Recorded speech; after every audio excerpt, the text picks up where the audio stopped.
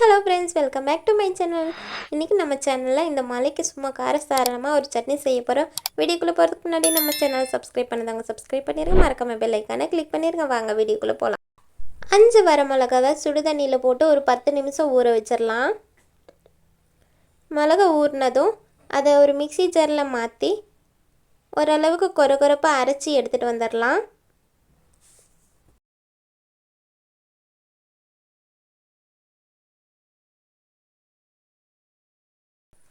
இப்போ இது கூடவே 2 பெரிய வெங்காயம், ஒரு 5-6 பல்லு பூண்டு, 2 தக்காளி கட் பண்ணி வச்சிருக்க அதை சேர்த்துக்கலாம்.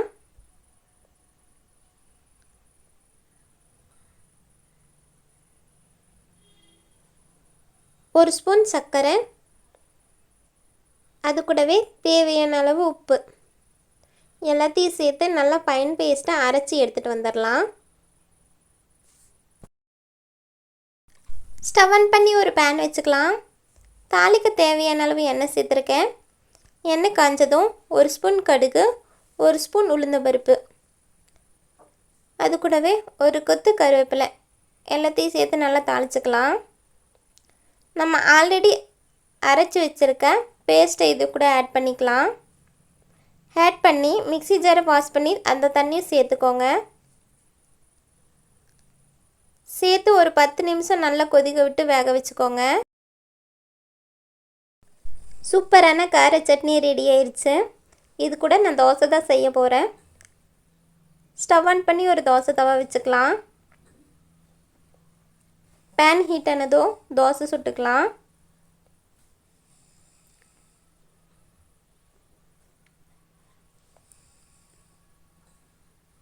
தோசை ஓரளவுக்கு நல்லா வெந்து வந்ததும் நம்ம அரைச்சி வச்சுருக்க சட்னியை மேலே போட்டு அப்படியே நல்லா ஸ்ப்ரெட் பண்ணிக்கலாம்.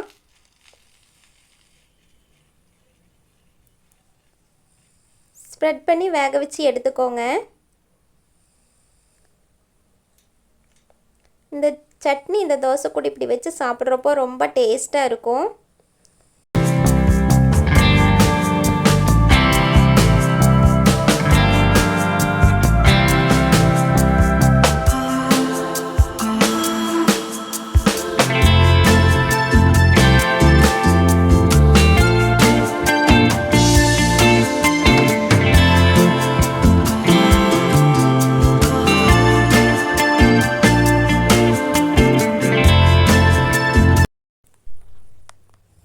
கண்டிப்பாக ட்ரை பண்ணி பார்த்துட்டு மறக்காமல் கமெண்ட்டில் சொல்லுங்கள். வீடியோ பிடிச்சிருந்தால் லைக் பண்ணுங்கள், ஷேர் பண்ணுங்கள், மறக்காமல் சப்ஸ்கிரைப் பண்ணுங்கள். நிறைய பேர் வீடியோஸ் பார்க்குறீங்க, சப்ஸ்கிரைப் பண்ணாமல் வீடியோஸ் பார்க்குறீங்க, மறக்காமல் சப்ஸ்கிரைப் பண்ணுங்கள். தேங்க்ஸ் ஃபார் வாட்சிங்.